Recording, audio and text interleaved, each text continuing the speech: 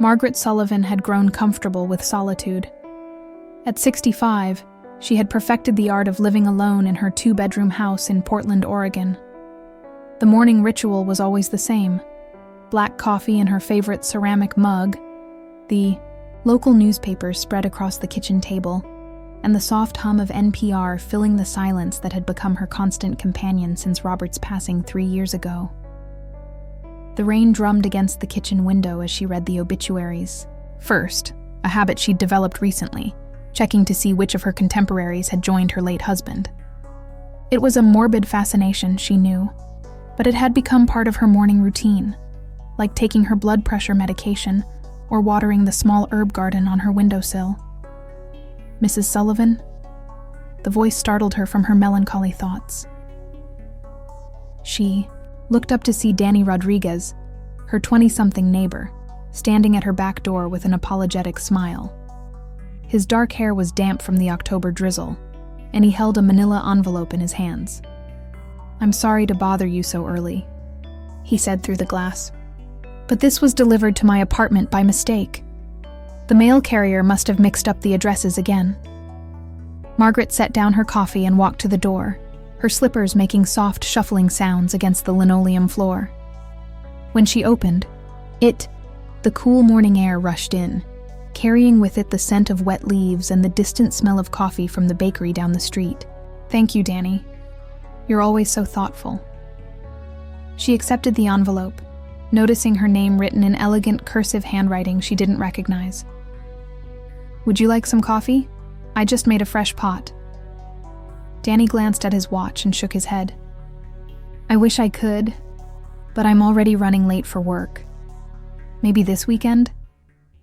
After he left, Margaret returned to her kitchen table and examined the envelope more closely. There was no return address, just her name written in that beautiful, flowing script. Inside, she found an invitation printed on heavy cream-colored paper. Portland Community Center, Senior Social Hour. Every Thursday, p.m., coffee, light refreshments, and conversation. New members always welcome. At the bottom, someone had handwritten a personal note. "Margaret, I think you might enjoy this group. We're a friendly bunch, and we could use someone with your intelligence and wit. Hope to see you there. A friend." She turned the invitation over, looking for any clue about who might have sent it, but found nothing. Robert would have called it a mystery worth solving. He'd always been the curious one, the adventurer who encouraged her to try new things, meet new people. Without him, she'd retreated into herself, declining invitations from old friends, avoiding social gatherings, content to exist in the quiet bubble of her routine. But something about the invitation intrigued her. The handwriting suggested someone older, educated, someone who took time to write properly in an age of rushed emails and text messages. The paper quality indicated thoughtfulness, intention. Whoever had sent this had gone to some effort. Margaret spent the rest of the morning cleaning house. A nervous energy she hadn't felt in months driving her to dust furniture that wasn't dirty and reorganize closets that were already perfectly arranged. By lunch, she had convinced herself that attending the social hour was a ridiculous idea. She didn't know anyone there, and she'd grown rusty at small talk. What would she say? How would she explain herself? But as Thursday afternoon approached, she found herself changing from her usual cardigan and slacks into a nicer blouse, the blue one Robert had always complimented, and applying a touch of lipstick for the first time in weeks. She told herself she was just going for an hour, that she could always leave if she felt uncomfortable. The Portland Community Center was a modest brick building that had served the neighborhood for decades. Margaret had driven past it countless times but had never been inside. The main room was bright and welcoming, with large windows that let in the autumn light despite the persistent drizzle outside. About 20 people, most appearing to be in their 60s and 70s, sat in comfortable chairs arranged in a loose circle, coffee cups and small plates balanced on their laps. Margaret hesitated in the doorway, suddenly feeling foolish for coming. She was about to turn around when a warm voice called out, "You must be Margaret." She turned to see a woman approaching with an easy smile and confident stride. She was tall, probably 5'8", with silver hair cut in a stylish bob that framed her face beautifully. Her eyes were the most striking shade of green Margaret had ever seen, and they seemed to sparkle with genuine warmth and intelligence. She was dressed simply but elegantly in dark jeans and a soft gray sweater that looked expensive. "I'm Ellen Morrison," the woman said, extending her hand. Her grip was firm, her palm warm. "I sent you the invitation. I hope you don't mind. I got your address from the community directory." "How did you know my name?" Margaret asked, suddenly feeling self-conscious. Ellen's smile widened. "I've seen you at Henderson's Market. You always buy the most interesting books along with your groceries, everything from biographies to poetry collections. I figured anyone with such eclectic literary tastes would be good company." Margaret felt a flutter of something she couldn't quite identify. It had been so long since anyone had noticed her, really seen her, that she'd almost forgotten what it felt like to be observed with genuine interest rather than polite courtesy. "Come on," Ellen said, gesturing toward the circle of chairs. "Let me introduce you to everyone. Fair warning, though. Harold over there will try to rope you into his ongoing debate about whether the 1969 Mets were better than the 1986 team. Just nod and smile." As Ellen guided her into the group, Margaret caught a subtle scent of lavender and something else, maybe vanilla or honey. It was comforting and sophisticated at the same time, nothing like the heavy floral perfumes most women her age seemed to favor. The next 2 hours passed more quickly than any Margaret could remember in recent months. Ellen had a gift for drawing people out, asking thoughtful questions that went beyond the usual small talk about weather and health issues. She learned that Harold was a retired librarian who'd coached Little League for 30 years, that Dorothy had been a nurse in Vietnam, and that Frank had owned a small jazz club in the 1970s, but it was Ellen who captivated her attention. She spoke with passion about the photography classes she taught at the community college, described her recent trip to Scotland with such vivid detail that Margaret could almost smell the heather, and shared stories about her grown daughter who lived in Seattle and called every Sunday without fail. When the social hour began winding down, Margaret realized with surprise that she was disappointed. She hadn't thought about Robert's empty chair or her quiet house for the entire afternoon. "Would you like to walk with me to the parking lot?" Ellen asked, as people began gathering their things. Outside, the rain had stopped, and the late afternoon sun was breaking through the clouds, casting everything in a golden light that made the wet pavement shimmer. "Thank you for inviting me," Margaret said as they reached her car. "I haven't enjoyed myself this much in a long time." Ellen's green eyes seemed to study her for a moment. "You know, I was planning to visit the art museum on Saturday afternoon. They have a new exhibition on local landscape photographers. Would you be interested in joining me? I promise I won't lecture you about f-stops and shutter speeds the entire time." Margaret felt that flutter again, stronger this time. "I'd like that very much." As she drove home, Margaret caught herself humming, something she hadn't done since Robert's funeral. For the first time in 3 years, she was looking forward to something, and it had everything to do with a woman with green eyes and a warm smile who had somehow seen her when she'd felt invisible to the world. Saturday arrived with the crisp clarity that only October in Portland could provide. Margaret changed clothes 3 times before settling on a burgundy sweater and her good black pants. Nice enough for the museum, but not so formal as to seem like she was trying too hard. She arrived at the Portland Art Museum 15 minutes early, a lifetime habit that Robert used to tease her about. "Punctuality is a virtue," she whispered to herself, echoing something her mother used to say, though she suspected her early arrival had more to do with nervous energy than virtue. She was studying the museum directory when Ellen's voice came from behind her. "The photography exhibition is on the 2nd floor, but I thought we might start with the contemporary collection. There's a piece up there I've been wanting to see." Again. Margaret turned and felt her breath catch slightly. Ellen was wearing a deep blue dress that brought out her eyes, and her silver hair caught the light streaming through the museum's large windows. There was something almost regal about the way she carried herself, confident and graceful in a way that spoke of someone comfortable in her own skin. "You look lovely," Ellen said, and Margaret felt warmth spread through her chest at the genuine compliment. As they moved through the galleries, Margaret discovered that Ellen had an encyclopedic knowledge of art history combined with a refreshingly unpretentious way of sharing it. She would pause in front of a painting and offer insights that made Margaret see details she would have missed, but she never made her feel ignorant or uninformed. "This piece always reminds me of my grandmother's kitchen," Ellen said, stopping in front of a still life featuring ordinary objects arranged on a wooden table. "She had this way of making the mundane magical, you know?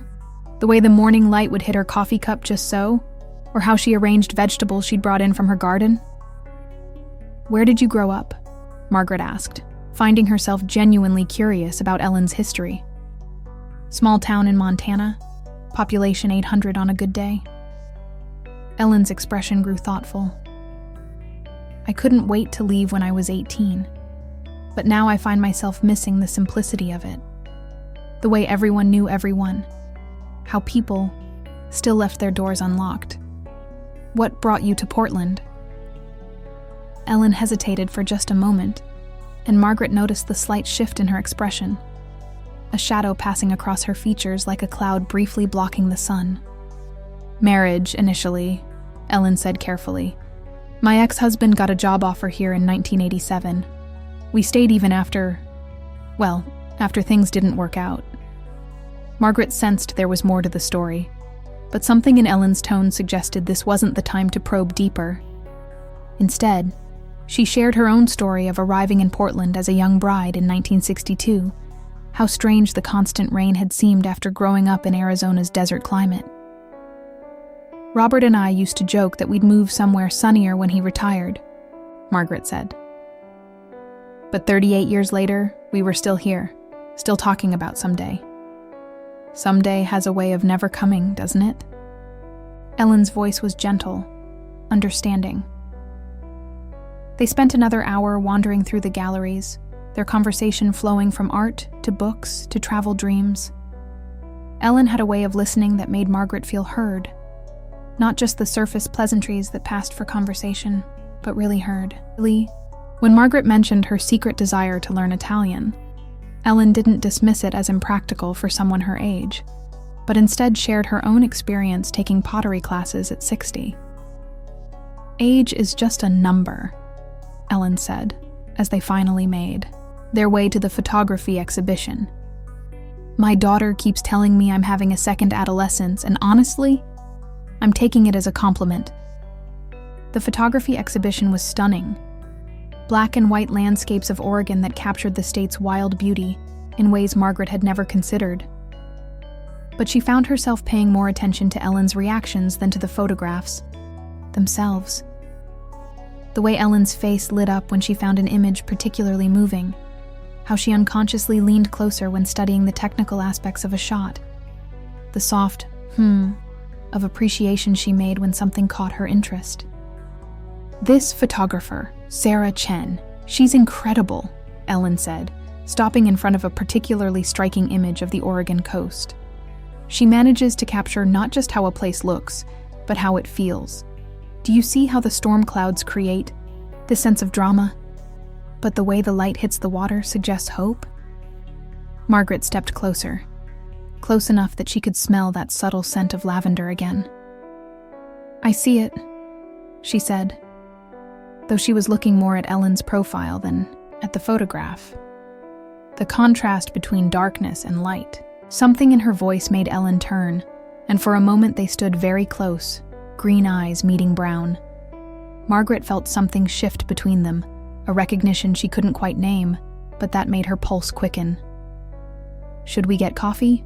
Ellen asked, her voice slightly softer than before. The museum cafe was busy but not crowded, filled with the low murmur of conversations and the gentle clink of coffee cups. They found a table by the window overlooking the sculpture garden, where late afternoon light filtered through autumn leaves. "Can I ask you something personal?" Ellen said, after they'd settled with their lattes. Margaret nodded, feeling both curious and slightly apprehensive. What has it been like these past 3 years? I mean, really like. Not the version you tell people who ask how you're doing. The question caught Margaret off guard. Most people avoided asking about grief directly, preferring to let sleeping sorrows lie. But Ellen's eyes were kind, patient, and Margaret found herself wanting to give an honest answer. Empty, she said finally. Not just sad, but empty. Like someone hollowed out the center of my life, and I've been walking around the edges ever since. People say it gets easier, but I don't think that's quite right. You just get more used to carrying the weight. Ellen nodded slowly. I lost someone important to me a few years ago. Not a husband. Something different, but just as significant. The hardest part wasn't the sadness. It was feeling like I disappeared too. Like I'd defined myself so completely through that relationship that when it ended, I didn't know who I was anymore. Yes, Margaret said, surprised by how perfectly Ellen had articulated something she'd struggled to express. Exactly that. For what it's worth, Ellen continued, I think you're finding yourself again. The woman I've gotten to know these past few days, she's vibrant, intelligent, curious about the world. She's been there all along, just waiting for the right moment to re-emerge.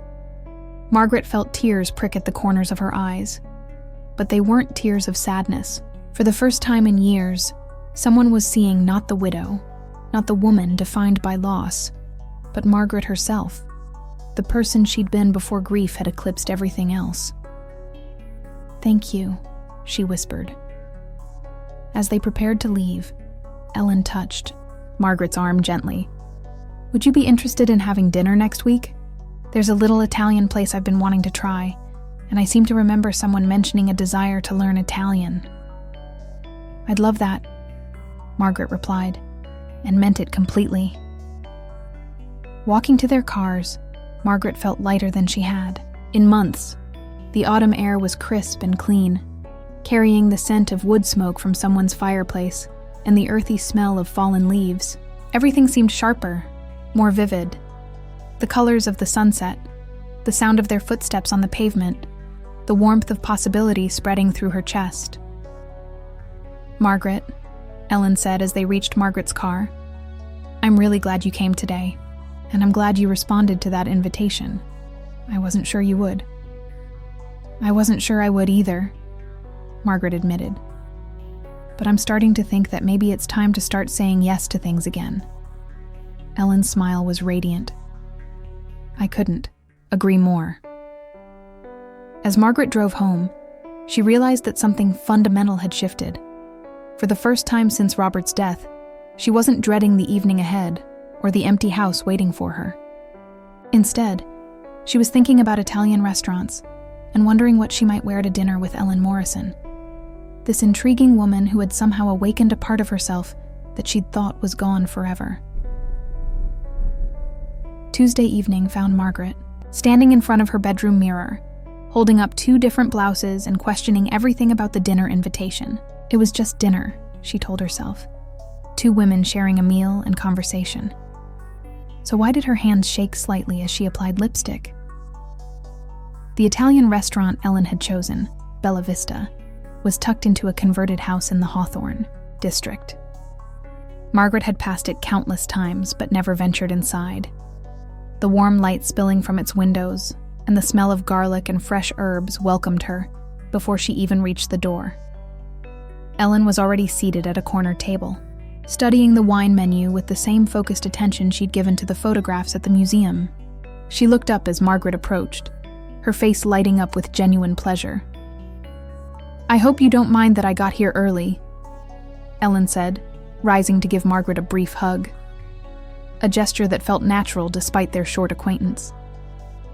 I wanted to make sure we got a quiet table. The restaurant was intimate without being cramped, with exposed brick walls lined with vintage photographs of Italian countryside and small tables dressed in white linen. Other diners spoke in low, comfortable murmurs, creating an atmosphere that felt both romantic and relaxed. "I took the liberty of asking our server about wine pairings," Ellen said as they settled into their seats. "But I realize I should have asked. Do you drink wine?" "I do, though I'm embarrassingly ignorant about it," Margaret admitted. "Robert was the one who knew about vintages and regions. I just knew what I liked." "Which is really all that matters," Ellen replied. "I spent years pretending to understand wine because I thought it made me seem sophisticated. It wasn't until I was in my 50s that I realized the best wine is simply the one you enjoy." Their conversation flowed as easily as it had at the museum, moving from travel stories to books. They'd loved to childhood memories. Margaret found herself sharing anecdotes she hadn't thought about in years. The time she'd tried to dye her hair platinum blonde at 16 and ended up with orange stripes. The way her father had taught her to change a tire when she was 12. Because a woman should be self-sufficient. "You were raised with progressive ideas for that era," Ellen observed, sipping her wine thoughtfully. "My father was ahead of his time in many ways," Margaret agreed. "My mother used to say he wanted to raise a daughter who could conquer the world. I'm not sure I lived up to his ambitions, but he gave me confidence in myself." "What would he think of you now?" Ellen asked. "Widow at 65, trying new things, meeting new people?" Margaret considered the question seriously. "I think he'd be proud that I'm still curious about life. He always said the worst thing that could happen to a person was to stop learning, stop growing." "Wise man," Ellen said, then paused, seeming to choose her words carefully. "Can I tell you something? You're not at all what I expected when I first noticed you at the market." "What did you expect?" "Someone more closed off, I suppose. Sadder. You carry yourself with this quiet dignity that I found intriguing, but I thought you might be one of those people who'd retreated so far into grief that they couldn't find their way back. I'm so glad I was wrong." Margaret felt heat rise in her cheeks. "I think I was that person, actually, for a long time. But something about your invitation, about the way you've made me feel welcome, it's awakened something I thought I'd lost." The server arrived to take their order, giving them both a moment to absorb the weight of what had just been shared. Ellen ordered the seafood risotto while Margaret chose the mushroom ravioli, and they decided to share a bottle of Chianti that the server enthusiastically recommended. "Tell me about your photography," Margaret said after they'd placed their order. "How did you get started teaching?" Ellen's expression grew animated. "It started as a hobby when my daughter was young. I wanted to document her childhood properly. But after my divorce, I needed something that was mine, you know? Something that had nothing to do with being someone's wife or mother. Photography became that thing." "When did you divorce?" Margaret asked gently. "About 8 years ago," Ellen replied, her voice steady but careful. It had been coming for a long time. We'd grown into different people, wanted different things. The actual divorce was fairly amicable. We just couldn't pretend anymore that we were happy." Margaret sensed there were layers to this story that Ellen wasn't ready to share, and she respected the boundary. Instead, she asked about the technical aspects of photography, listening with genuine interest as Ellen described the joy of capturing perfect light, or the satisfaction of developing a print in the darkroom. Their food arrived, and the conversation turned lighter. Ellen had traveled extensively: Scotland, Ireland, parts of France and Italy, often alone, which Margaret found both admirable and slightly intimidating. "Weren't you nervous traveling by yourself?" Margaret asked. "Terrified the first time," Ellen admitted with a laugh. "I almost turned around at the airport. But there's something liberating about being completely responsible for your own experience, making decisions based solely on what you want to see and do. I highly recommend it." "Robert and I always talked about traveling more," Margaret said wistfully. "But we were always saving for someday, when the house was paid off, when he retired, when we had more time. Someday never came." Ellen reached across the table and briefly covered Margaret's hand with her own. The gesture was comforting, but Margaret was surprised by the warmth that shot through her at the simple contact. "It's not too late," Ellen said, softly. "Someday can be whenever you decide to make it happen." As the evening progressed, Margaret became increasingly aware of the subtle ways Ellen made her feel special. The way she listened with complete attention, how she asked follow-up questions that showed she was genuinely interested in the answers, the manner in which she made Margaret's opinions and experiences feel valued. When they declined dessert but ordered coffee, Ellen grew more thoughtful. "Can I ask you something that might be too personal?" she said. Margaret nodded, curious and slightly nervous. "What do you miss most about being married? I don't mean about Robert specifically, but about having a partner." The question surprised Margaret with its intimacy. She thought for a moment, wanting to give an honest answer. "The conversation," she said finally. "Not just talking, but having someone who knew me well enough that I could start a sentence, and they'd understand the thought behind it. The shared references, the inside jokes, the way you can communicate with just a look across a crowded room." Ellen nodded slowly. "The shorthand of intimacy." "Exactly. What about you? Do you miss being married?" Ellen was quiet for a long moment, swirling the coffee in her cup. "I miss partnership," she said carefully. "Having someone who genuinely cares about your day, who celebrates your successes and comforts you through disappointments. But I don't miss my marriage specifically, if that makes sense." There was something in her tone that suggested deeper currents, but Margaret didn't push. They were still getting to know each other, still learning what topics were safe harbors and which were uncharted waters. As they prepared to leave, Ellen insisted on paying the check despite Margaret's protests. "You can get the next one," Ellen said with a smile that made Margaret's stomach flutter at the assumption there would be a next one. Outside, the October evening had turned chilly, and Margaret pulled her coat tighter around herself. Ellen walked her to her car, and as they reached it, she turned to face Margaret directly. "I had a wonderful time tonight," Ellen said. "I hope you did too." "I can't remember when I've enjoyed an evening more," Margaret replied, and realized it was completely true. Ellen stepped slightly closer, and for a moment Margaret thought she might kiss her cheek, a gesture that would have been perfectly normal between new female friends. Instead, Ellen reached out and gently tucked a strand of Margaret's hair behind her ear, her fingers brushing against Margaret's cheek in the process. "Your hair caught the light from the restaurant," Ellen explained, softly, but she didn't immediately pull her hand away. Margaret felt frozen, not by fear but by the intensity of the moment. Ellen's touch was gentle, almost reverent, and something in her green eyes seemed to be asking a question that Margaret didn't quite understand yet. "I should go," Ellen said finally, stepping back. "But Margaret, I hope we can do this again soon." As Margaret drove home, her cheek still tingling from Ellen's touch, she felt as though she was discovering a new language, one of gestures and glances, of pauses loaded with meaning, of connections that ran deeper than words. It was exhilarating and terrifying at the same time, like standing at the edge of something vast and unknown, uncertain whether she was brave enough to take the leap. The days following dinner stretched longer than usual, filled with a restless energy that Margaret hadn't felt in years. She found herself checking her phone more frequently than she cared to admit, hoping for a text or call from Ellen. When 3 days passed without contact, she began to second-guess every moment of their evening together, wondering if she'd misread the signals or if Ellen had simply been being kind to a lonely widow.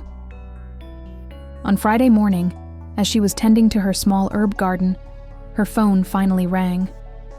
Ellen's name on the screen made her heart skip in a way that both thrilled and concerned her. "I hope I'm not calling too early," Ellen's warm voice came through the speaker. "Not at all. I've been up for hours." Margaret set down her watering, can and settled onto the small bench Robert had built in their garden years ago. I wanted to apologize for being out of touch. My daughter came down from Seattle unexpectedly.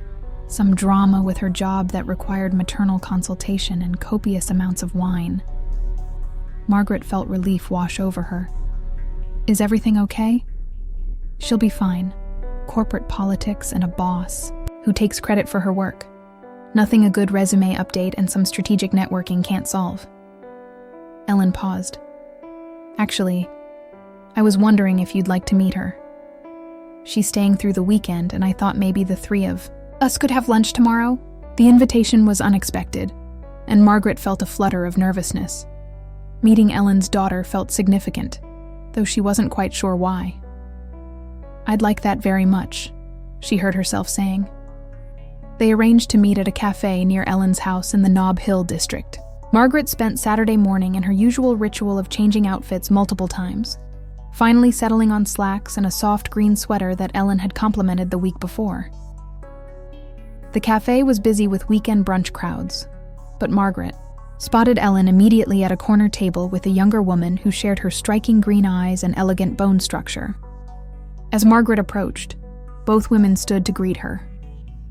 "Margaret, this is my daughter Sarah," Ellen said, her voice carrying a note of pride and affection that was unmistakable.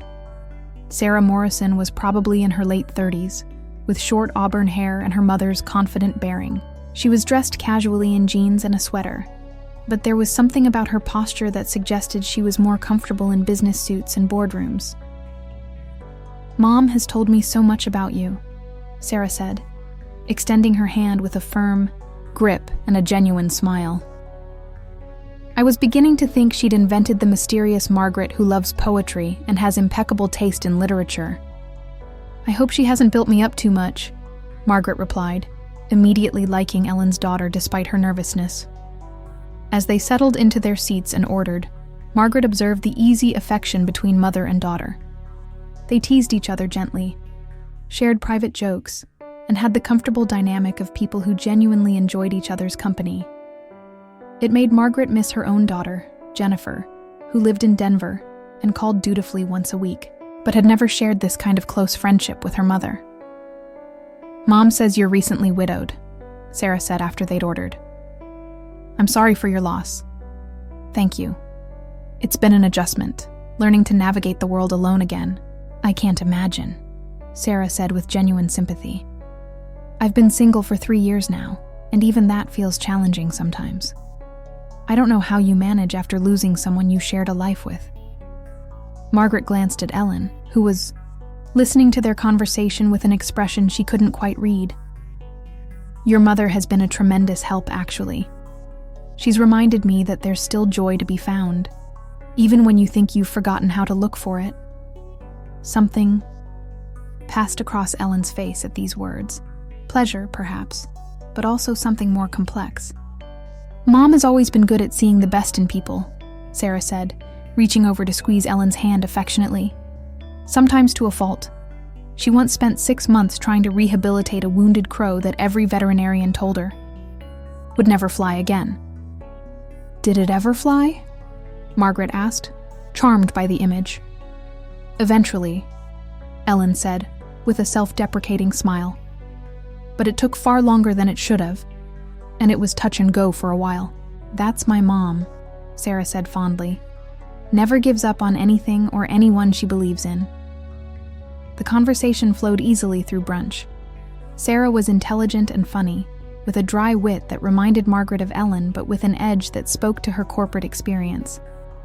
She shared stories about her job in marketing for a tech company, her attempts at online dating, and her recent obsession with rock climbing, something that clearly worried Ellen. "I keep telling her that dangling from cliff faces isn't a healthy way to work through stress," Ellen said, but her tone was affectionate rather than critical. "And I keep telling her that some risks are worth taking," Sarah replied with a meaningful look at her mother. "Sometimes you have to let go of what feels safe if you want to reach something better." Again, Margaret noticed that look that passed across Ellen's face, a shadow of something deeper than their casual conversation warranted. After lunch, As they walked through the nearby park, Sarah fell into step beside Margaret while Ellen walked, slightly ahead, photographing autumn leaves with the small camera she always carried. "Can I ask you something?" Sarah said quietly. Margaret nodded, though she felt suddenly apprehensive. "What do you think of my mother? I mean, beyond the obvious, that she's kind and intelligent and good company." The question was unexpected and oddly direct. "I think she's remarkable," Margaret said carefully. "She has this way of making people feel seen, valued. She's awakened a part of me that I thought was gone forever." Sarah studied her for a moment. "She's been different these past couple of weeks. Lighter, somehow. More like the person she used to be before." She trailed off, seeming to catch herself. "Before what?" Margaret asked gently.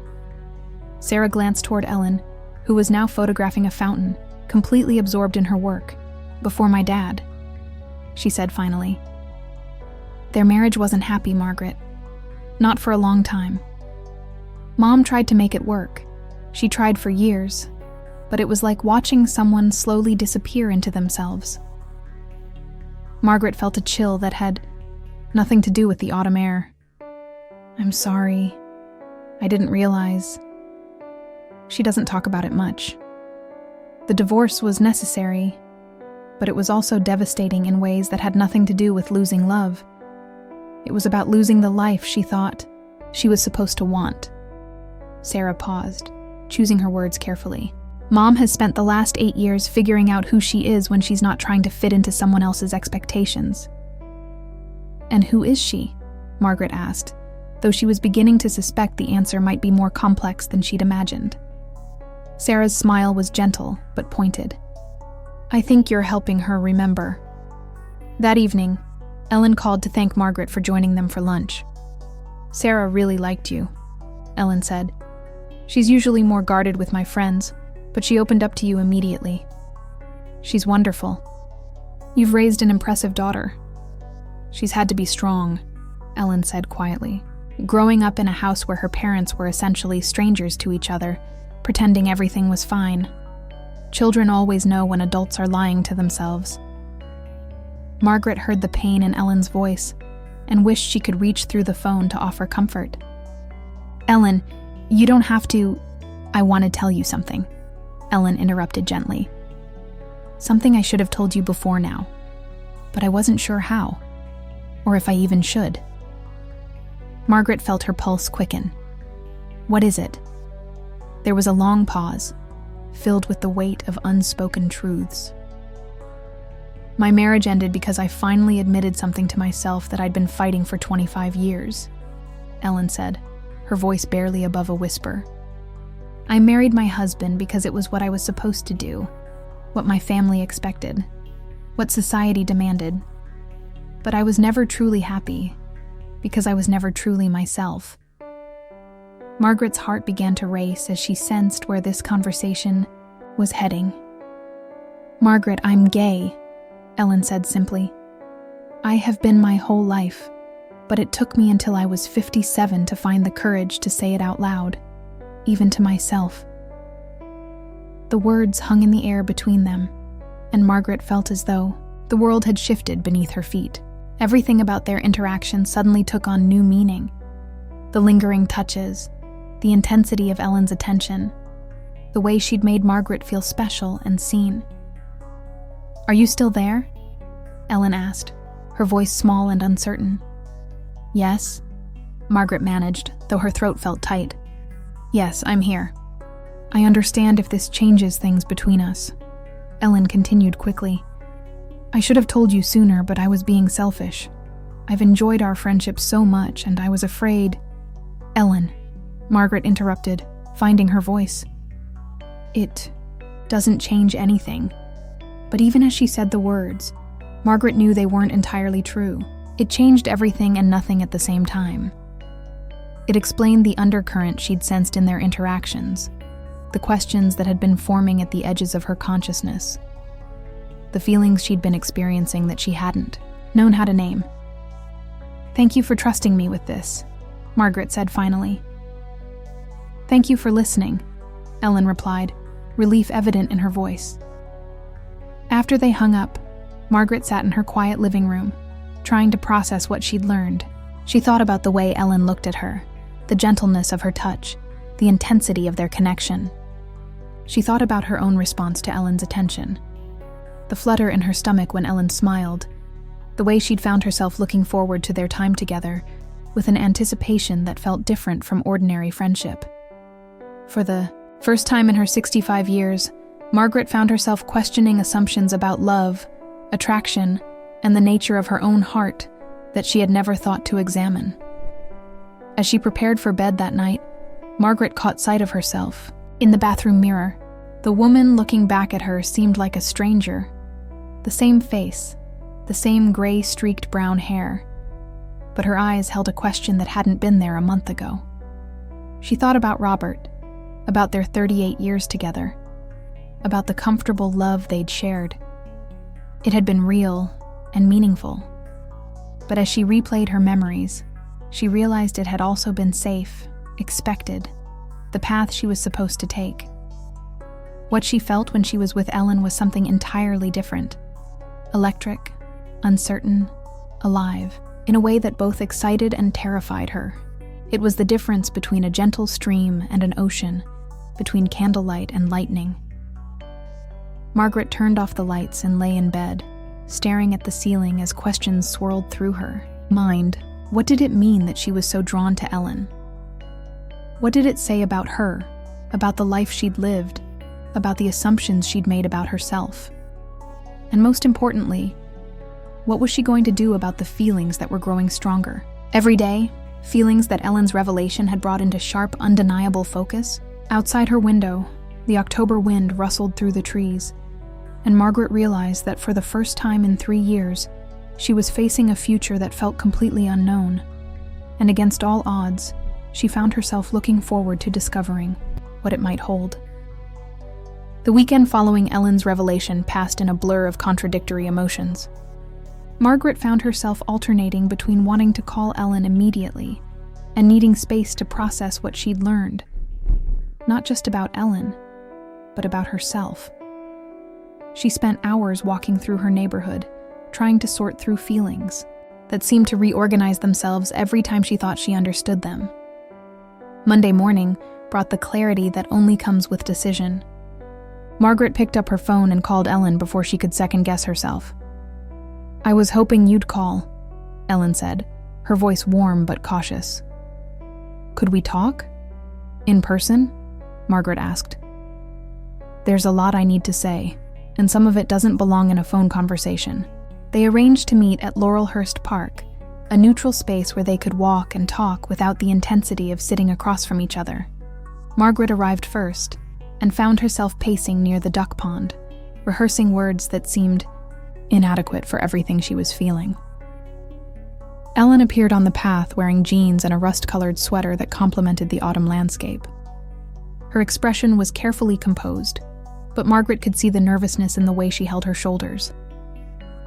"Thank you for wanting to talk," Ellen said, as they fell into step together on the tree-lined path. "I've been worried that I'd frightened you away." "You didn't frighten me," Margaret said carefully, "but you did make me think about things I've never had to consider before." They walked in silence for a few minutes, following the path around the pond where ducks glided across the water and elderly couples fed them breadcrumbs from park benches. The normalcy of the scene felt surreal given the magnitude of the conversation they were about to have. "Ellen," Margaret said finally, "I need to tell you something, and I need you to let me get it all out before you respond." Ellen nodded, her green eyes attentive and patient. "I've been married once, to a good man who loved me and whom I loved in return, until 3 weeks ago. I would have told you that chapter of my life was closed, that whatever capacity I had for romantic love died with Robert." Margaret paused, gathering courage. "But these past weeks with you have awakened something in me that I didn't even know was sleeping." Ellen's pace slowed almost imperceptibly, but she didn't interrupt. "When you told me you were gay, My first reaction wasn't shock or judgment. It was recognition. Not because I've always known I was gay, Margaret continued quickly, but because it suddenly made sense of everything I've been feeling when I'm with you. The way my heart races when you smile at me. The way I find myself wanting to be closer to you. The way I think about you constantly when we're apart. They had reached a secluded section of the path, surrounded by tall oaks whose leaves formed a canopy of gold and crimson above them. Ellen stopped walking and turned to face Margaret directly. "What are you saying?" Ellen asked softly. Margaret took a deep breath, knowing that once she spoke the words aloud, there would be no taking them back. "I'm saying that I think I'm falling in love with you," she said, her voice barely above a whisper. "And I have no idea what that means, or what to do about it, because I've never felt this way about a woman before. I don't even know if what I'm feeling is real, or if I'm just so grateful for your friendship that I'm confusing gratitude with something deeper." Ellen's eyes filled with tears, but she was smiling. "Oh, Margaret, I know this probably isn't what you want to hear." Margaret continued, the words tumbling out now. "I know I'm probably too old and too inexperienced and too confused to be worth the complication. But I couldn't pretend anymore that what I feel for you is just friendship." Ellen stepped closer, reaching out to take Margaret's hands in hers. "May I tell you something?" Margaret nodded, afraid to speak. "I've been falling in love with you since the day I sent that invitation," Ellen said. "Every conversation we've had, every moment we've spent together, has only made me more certain that you're an extraordinary woman who makes me want to be the best version of myself." "But I don't know what I'm doing," Margaret said, tears now streaming down her cheeks. "I don't know how to be with a woman. I don't know if I'm brave enough to face what people will think, what my family will say. I don't even know if this is who I really am, or just who I am with you." Ellen's smile was gentle and understanding. "Do you know what I learned when I finally came out at 57? That love isn't about having all the answers. It's about being brave enough to ask the questions. And as for what other people think, Margaret, you've lived your entire life for other people. Don't you think it's time to live it for yourself?" Margaret felt something break open in her chest. Not breaking apart, but breaking free. "I'm scared," she whispered. "So am I," Ellen admitted. "This is all new territory for both of us. You've never been with a woman, and I've never been with someone who's discovering this part of herself for the first time. But Margaret, some of the most beautiful things in life happen when we're brave enough to step into the unknown." They stood there holding hands in the dappled sunlight, two women in their 60s who had found each other at a time when both had assumed their stories of love were finished. "What happens now?" Margaret asked. "Now we take it one day at a time," Ellen said. "We figure it out together. We make mistakes and learn from them. We face whatever challenges come with honesty and courage and patience with each other." Margaret thought about Sarah's words at lunch, about sometimes having to let go of what feels safe to reach something better. She thought about her father's belief that the worst thing that could happen to a person was to stop growing. She thought about all the years she'd lived according to other people's expectations, and the precious few years she might have left to live according to her own heart. "I want to try," she said finally. "I want to see where this leads us." Ellen's smile was radiant. "Are you sure?" "No," Margaret said with a laugh that surprised them both. "I'm not sure of anything except that when I'm with you, I feel more alive than I have in years. Maybe that's enough to start with." Ellen leaned forward and pressed her forehead against Margaret's, a gesture so tender and intimate that it took Margaret's breath away. "It's more than enough," Ellen whispered. As they walked back toward their cars, hands intertwined, Margaret realized that she was about to embark on the greatest adventure of her life at an age when most people had settled into the safety of routine. There would be challenges ahead, conversations with family, adjustments to identity, the learning curve of a relationship unlike any she'd experienced. But there would also be Ellen's laughter over morning coffee, shared discoveries about love and desire, the joy of being truly seen and cherished for who she was becoming, rather than who she had always been. "Ellen," Margaret said as they reached the parking area, "would you like to come to dinner tomorrow night? I'll cook, and we can start figuring out what comes next." "I thought you'd never ask," Ellen replied, bringing Margaret's hand to her lips and pressing a gentle kiss to her palm, a gesture so natural and right that it felt like coming home to a place Margaret had never known she was searching for. Margaret drove home. She caught herself humming again, the same unconscious melody that had emerged after their first meeting. But this time she recognized it. It was La Vie en Rose, a song about seeing life through rose-colored glasses when you're in love. She had learned it in high school French class and hadn't thought about it in decades. Now, at 65, she was finally beginning to understand what it meant to see the world on rose, not through the naive optimism of youth, but through the hard-won wisdom of a woman brave enough to rewrite her story when she discovered that the ending she'd planned wasn't the ending her heart wanted to write. The future stretched ahead of her, uncertain but luminous with possibility.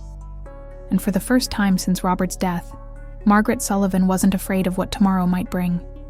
Instead, she was eager to discover it, hand in hand with the remarkable woman who had taught her that it's never too late to fall in love. With someone else, with life itself, and most importantly, with the person you're brave enough to become.